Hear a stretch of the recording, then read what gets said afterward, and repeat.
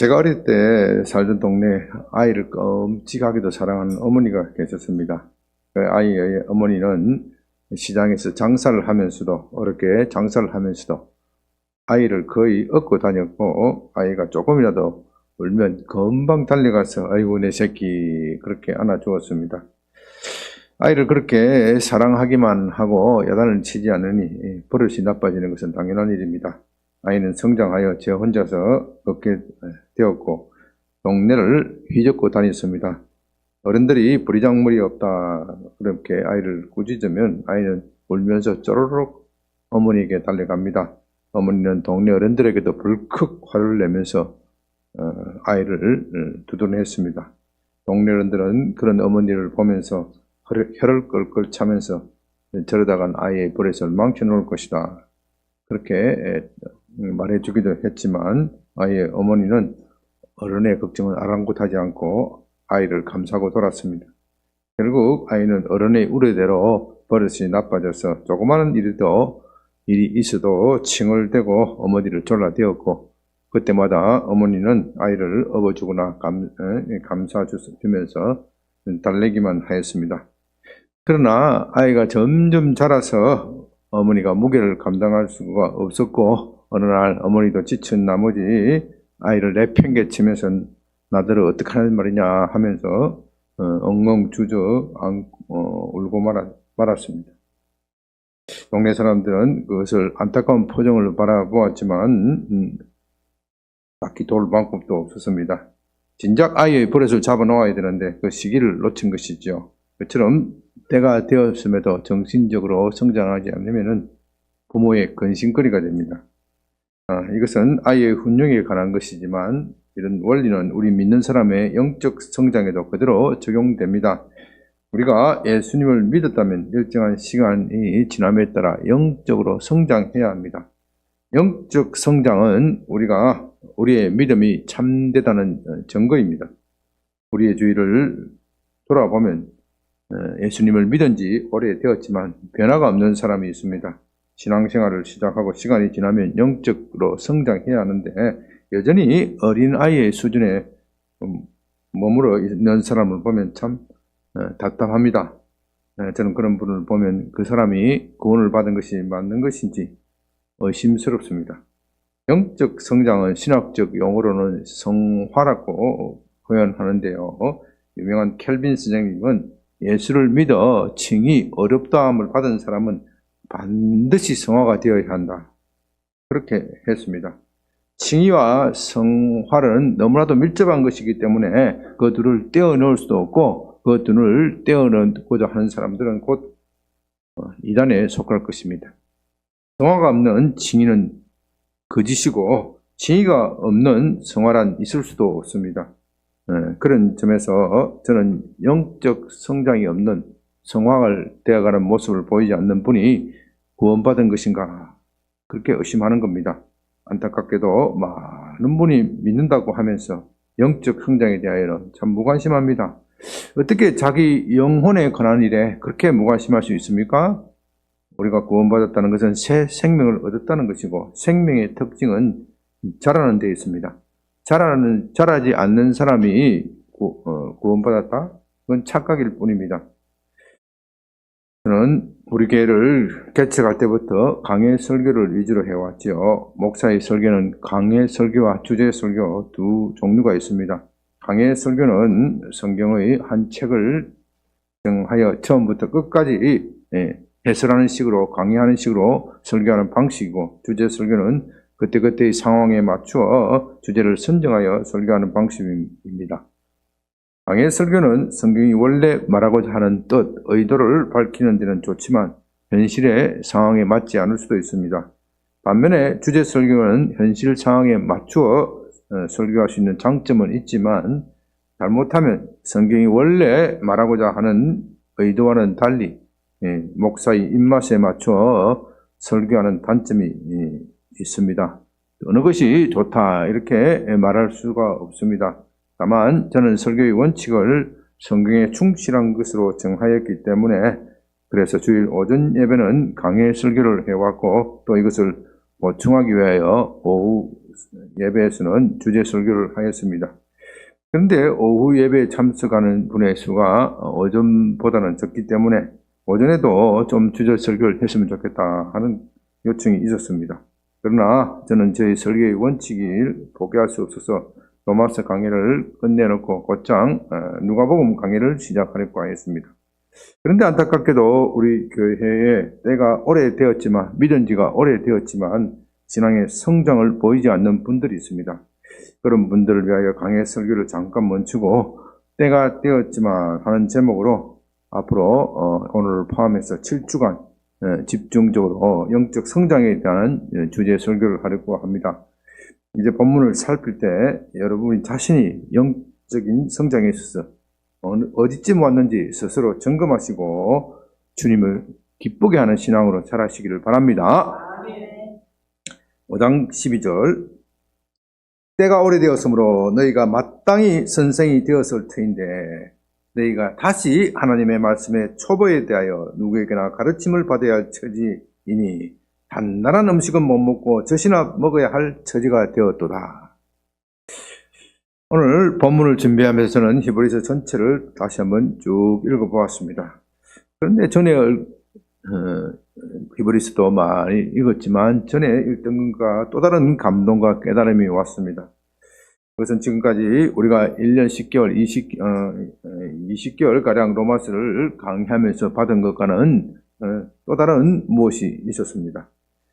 사람들은 히브리서가 되게 어렵다고 말합니다. 그러나 깨닫고 보니 참으로 신비하고 감격스러운 그런 책입니다.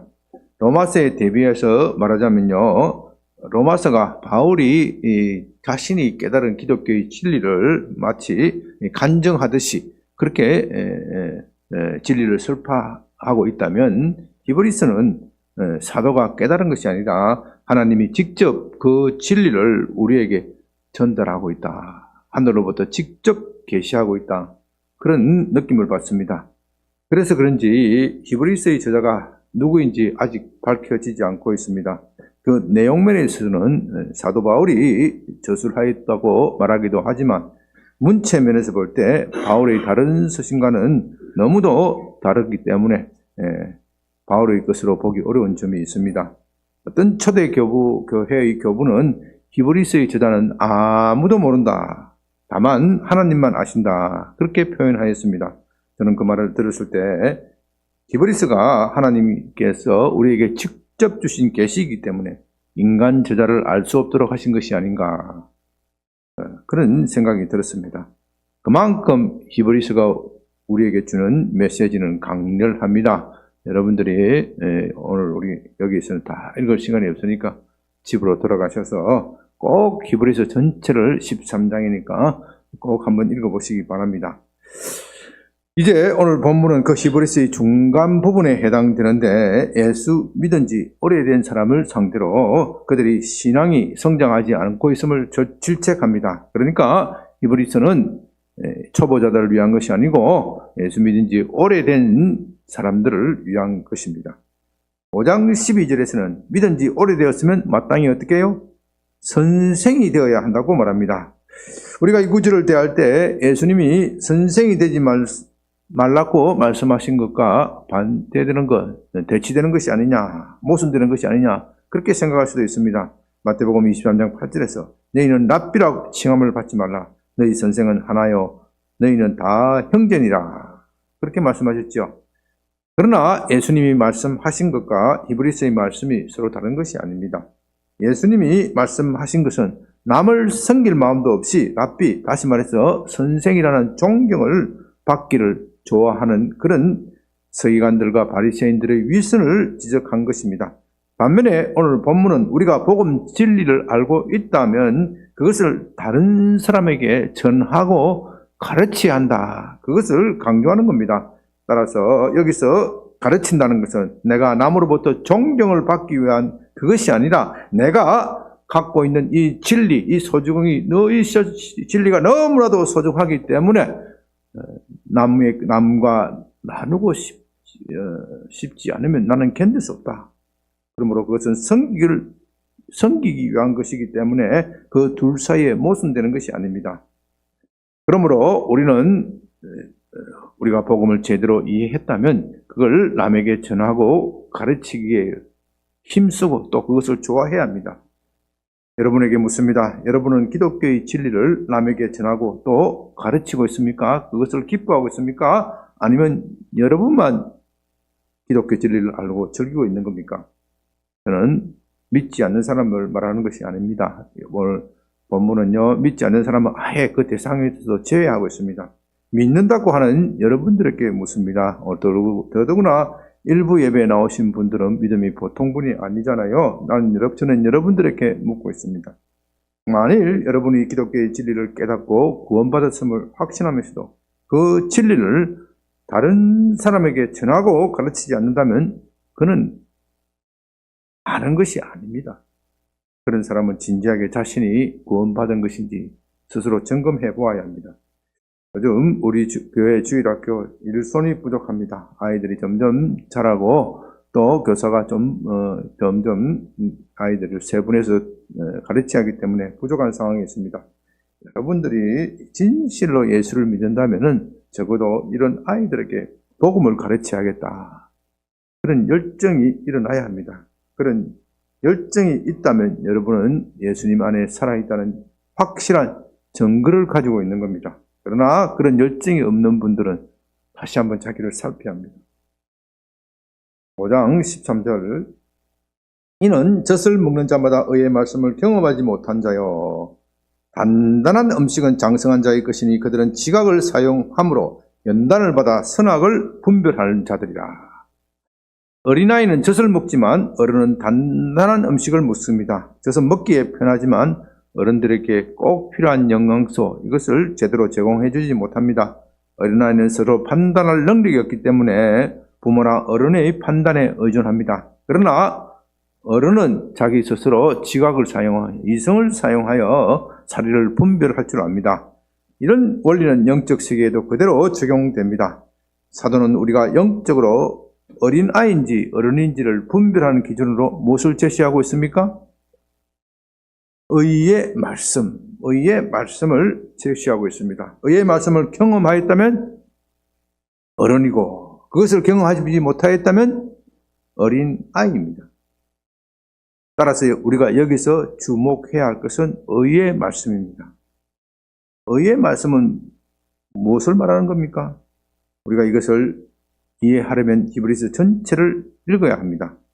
여기서 의의 말씀이라는 것은요, 우리를 의인으로 만들어주시는 하나님의 말씀이라는 뜻입니다. 우리를 의인으로 만들어주는 하나님의 말씀이라는 뜻입니다. 그러므로 여기서 중요한 것은 의라는 개념인데, 이 의라는 개념이 참 중요합니다. 그러나 우리는 의에 대해서는 별로 관심이 없습니다. 여러분은 의에 대하여 관심을 가진 적이 있습니까? 내가 하나님 앞에 의인이 되기를 힘써 본 적이 있습니까? 다시 말해서 어떻게 하면 죄인인 내가 의인이 될 수 있는지 여기에 대하여 관심을 가진 적이 있습니까? 아마 대부분 거의 없었을 것입니다. 오늘날 우리의 문제는 의에 대하여는 관심이 없고 복에 대하여만 관심이 있다는 겁니다. 만일 누군가가 여러분들에게 왜 예수님을 믿느냐 그렇게 말한다면 대개 사람들은 복을 받기 위한 것이다 그렇게 말할 것입니다. 그 말이 완전히 틀렸다고 말할 수는 없지만 매우 불완전합니다. 우리가 복을 받기 위해서 먼저 의인이 되어야 합니다. 의인이 되어야 합니다. 하나님은 죄인에게 복을 주시지 않습니다. 다시 말씀드립니다. 하나님은 죄인을 반드시 벌하시고 의인에게만 복을 주십니다.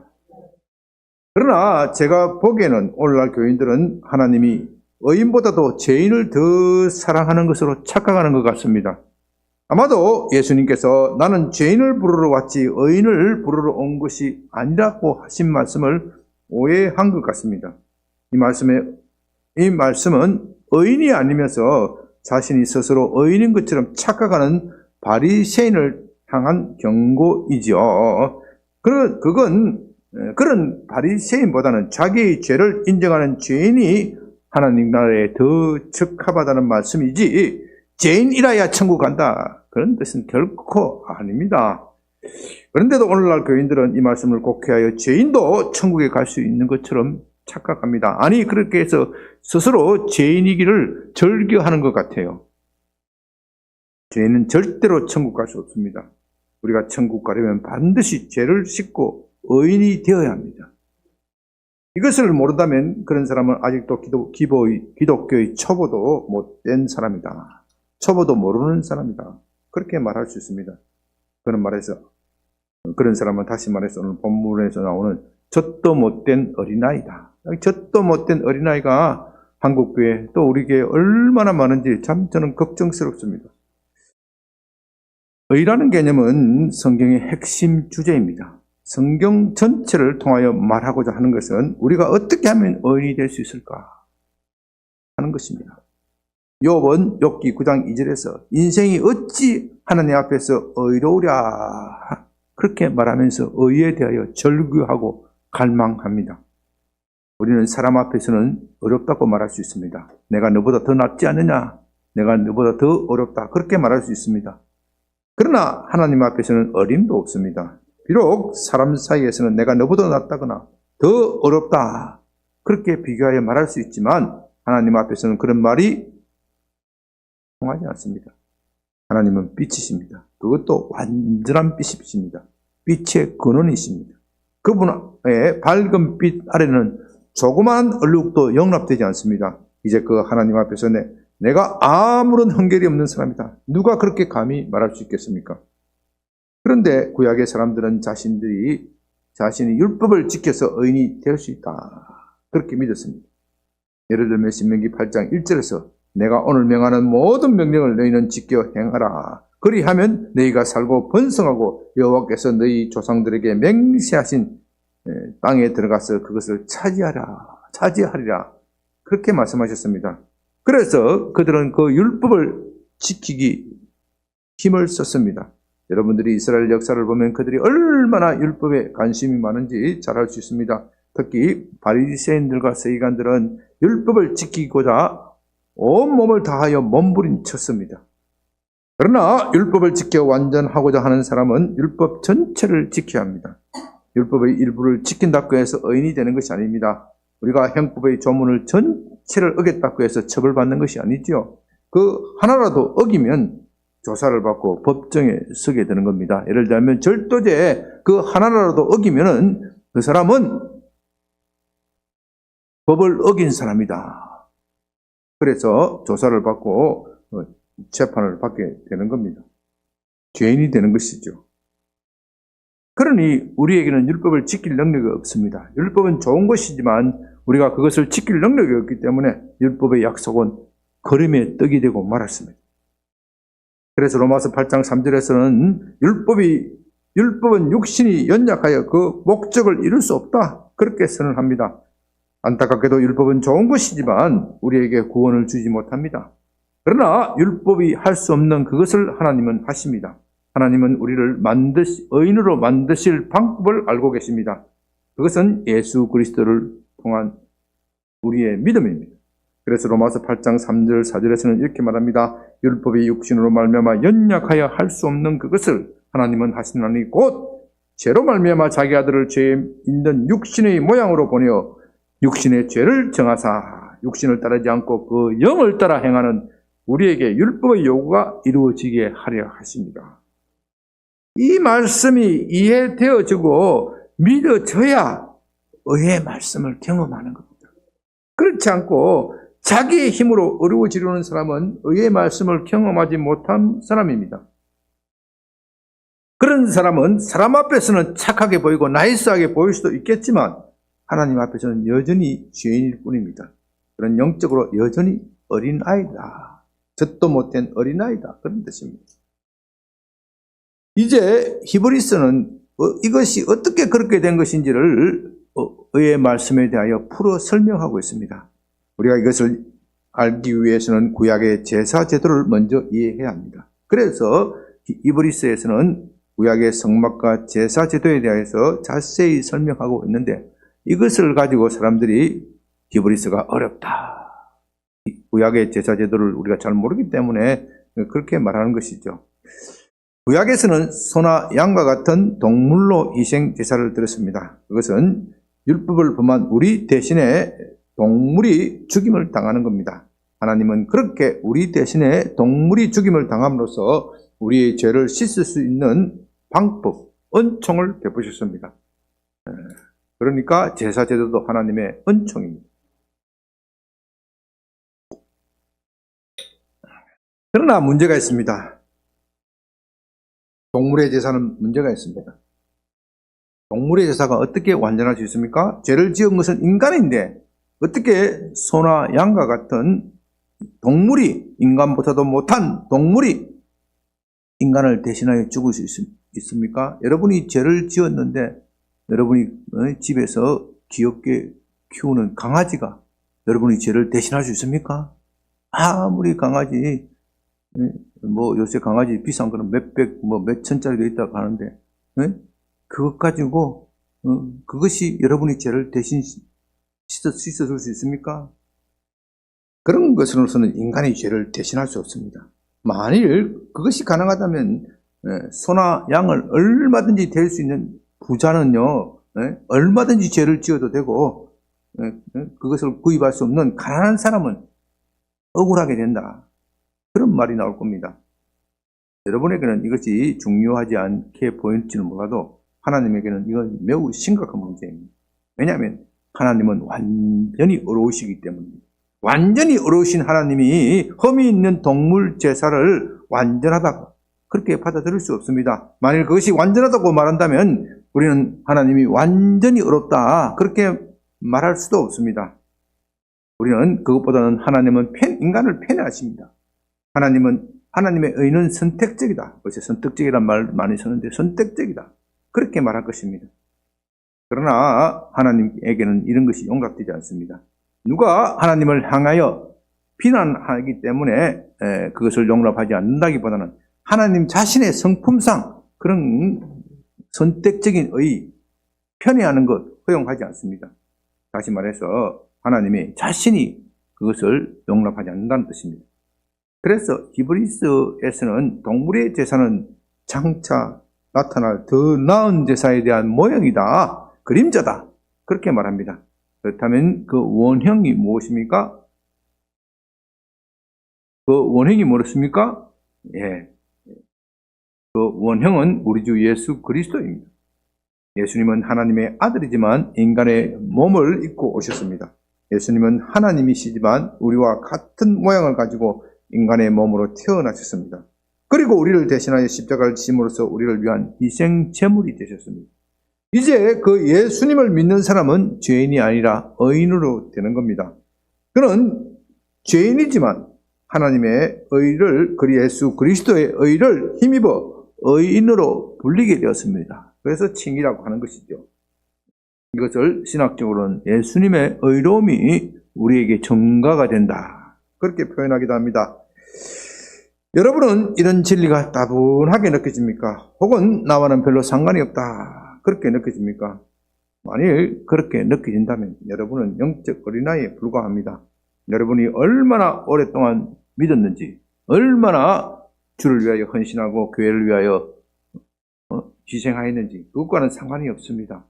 이제 히브리서에서는 바로 그런 사람들을 향하여 질책하고 있는 겁니다. 그러나 예수 십자가의 사건을 말하면 가슴이 떨리고 저건 내가 죽어야 하는데 그분이 나를 대신하여 죽은 것이다. 그것을 진심으로 믿는 사람은 그리스도의 초보를 졸업한 사람입니다. 그는 기독교의 기초 진리를 아는 사람입니다. 그는 5장 13절의 말씀대로 의의 말씀을 경험한 사람입니다. 13절의 말씀대로 연단을 받아서 지각을 사용하여 선악을 분별할 줄 아는 사람입니다. 여기서 선악을 분별할 줄 안다는 것은 판단한다 그런 뜻이 아니고요. 무엇이 옳고 그름을 알고서 악을 버리고 선을 행한다. 하나님의 기뻐하시는 뜻을 행한다. 그런 뜻입니다. 여기서 중요한 것은 연단을 받는다는 단어입니다. 연단이라는 단어입니다. 연단이라는 말은 헬라어 굼나조라는 나오는데 여기서 김나지움, 짐이라고, 지메스틱, 영어로는 지메스틱, 체육관이라는 단어가 나왔습니다. 이 원어의 뜻은 벌거벗는다 하는 뜻입니다. 그리스에서는 운동선수들이 시합이나 운동을 할 때 벌거벗고 했습니다. 그래서 그 말에는 훈련이라는 단어가 포함되어 있습니다. 그것은 단순한 훈련을 말하는 것이 아니라 땀이 비 오듯 젖는 그런 훈련을 말합니다. 우리의 신앙은 그렇게 의의 말씀으로 훈련받아야 한다, 연단받아야 한다는 겁니다. 의의 말씀을 머리로 아는 것은 부족합니다.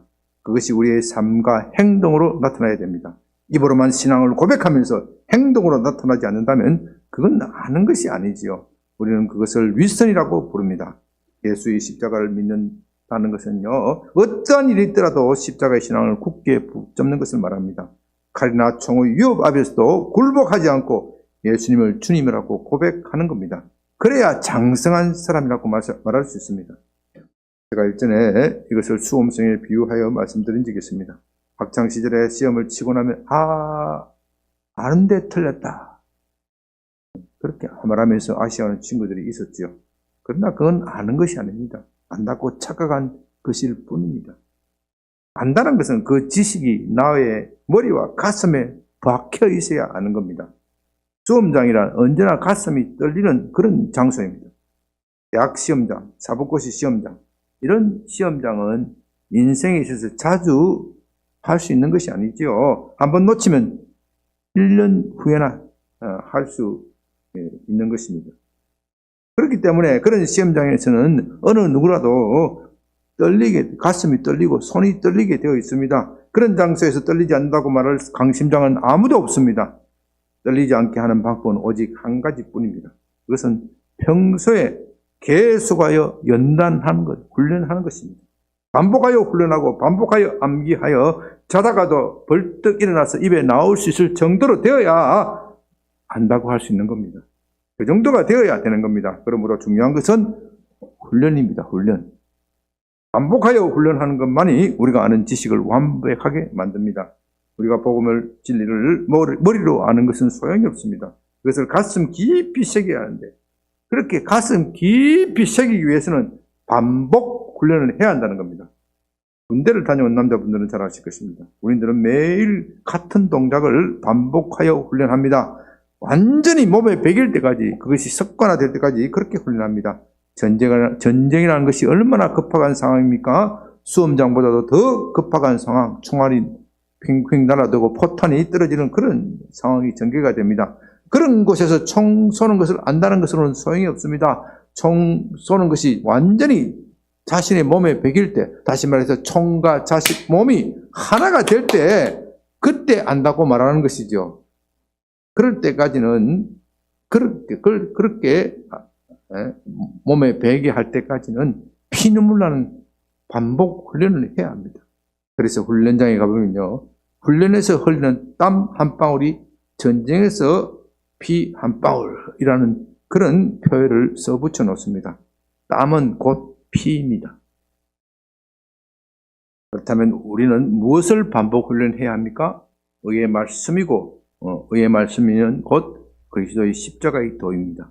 이 그리스도의 십자가의 도에 대해서는, 그리스도의 도에 대해서는 히브리서 6장 1절에서 2절은 6가지 기초 진리를 제시하면서 우리에게 이렇게 말합니다. 그러므로 우리가 그리스도의 도의 초보를 버리고 죽은 행실을 회개함과 하나님께 대한 신앙과 세례들과 안수와 죽은 자의 부활과 영원한 심판에 관한 교훈의 틀을 다시 닦지 말고 완전한 대로 나아갈지라. 여기서 그리스도의 도의 초보를 버리라 하는 것은 다시 이 공부를 하지 말라 그 뜻이 아니고, 다시는 이런 공부를 되풀이하지 않을 수 있을 정도로 반복하고 반복하고 계속 반복해서 완전한 대로 나아가라, 그런 뜻입니다. 첫째는 죽은 행실을 회개함이고, 둘째는 하나님께 대한 신앙이고, 셋째는 세례이고, 넷째는 안수이고, 다섯째는 죽은 자의 부활이고, 여섯째는 영원한 심판입니다. 이 정도는 제대로 알아야 한다. 그래야 그리스도의 도를 아는 것이다. 여러분은 이 6가지 기초 진리를 제대로 알고 계십니까? 이 기초 진리를 제대로 안다면 어린아이 단계를 벗어난 것이고 아직도 그것을 제대로 알지 못하면 어린아이일 뿐입니다. 여기서 중요한 것은 제대로 아는 겁니다. 머리로 아는 것이 아니라 가슴으로 아는 겁니다. 우리가 신앙생활을 한다는 것은 영적 전쟁을 치르는 것입니다. 우리의 신앙생활은 결코 안락한 가운데서 하는 것을 용납하지 않습니다. 우리 앞에는 얼마나 많은 유혹이 있고 또 우리를 대적하는 사탄의 속임수가 얼마나 많이 있습니까? 우리가 그런 것을 물리치고 십자가의 도를 붙들려면 정신을 바짝 차려야 합니다. 적당히 아는 것은 안 되고 이 가슴을 깊이 심어 놓아야 합니다. 자다가 깨어날 때 자동적으로 튀어나와야 한답니다. 우리의 무의식 속에 박혀 있어야 합니다. 그 정도가 되어야 진리를 안다는 것이죠. 그리스도의 초보가 졸업했다. 그렇게 말하는 겁니다. 그러나 여러분들을 살펴보면 정말 피상적으로 알면서 안닫고 착각하는 분들이 얼마나 많은지 모릅니다. 그렇게 착각하고 있기 때문에 신앙의 성장이 별로 보이지 않습니다. 디브리스가 제시하고 있는 신앙의 첫 단계 뭐죠? 회개. 죽은 행실을 회개라도 그렇습니다. 여러분은 회개가 무엇인지 알고 계십니까? 우리 심다니엘 선교사님께서 지난 수요 예배 시간에 여러 번을 걸쳐서 회개에 대하여 강조하고 설명해 주셨습니다. 여러분들은 그 말을 들을 때 회개가 무엇인지를 깨달았을 것입니다. 실제로 어떤 분은 이제 회개가 뭔지 제대로 정리가 된다. 그렇게 고백하는 분도 있었습니다. 그러나 여러분은 그 회개를 다른 사람에게 자신 있게 설명할 수 있습니까? 그것을 자신 있게 설명할 수 없다면 아는 것이 아닙니다. 왜냐하면 5장 12절에서 때가 오래돼서 마땅히 어떻게 해요? 선생이 되어야 한다. 그렇게 말하고 있기 때문입니다. 그 말의 뜻은 내가 회개의 뜻을 안다면 내가 그것을 다른 사람에게 전하고 가르칠 수 있어야 한다. 그래야 아는 것이죠. 여러분들이 회개에 대해서도 제대로 다른 사람에게 전하고 가르치지 못한다면 어떻게 기독교의 기본 진리를 떼었다, 안다 그렇게 말할 수 있습니까? 그것을 남에게 제대로 설명하지 못하면서 기독교 진리를 논하는 것은 흔히 말하는 대로 개똥철학이고 잘난 척하는 것일 뿐입니다. 그렇다면 우리가 어떻게 하면 기독교의 기본 진리를 제대로 알 수 있습니까? 그것을 제대로 아는 것은 반복하여 훈련하는 것뿐입니다. 그리스도의 도는 인간의 지식을 초월합니다. 인간의 지식의 체계를 버려야 이해할 수 있습니다. 여러분이 십자가의 도를 들었을 때 감격한 경험을 가지고 있었을 것입니다. 그러나 그 감격이 얼마나 오래 지속되던가요? 그 십자가의 감격을 평생 가지고 있었으면 좋겠지만 그렇지 않습니다.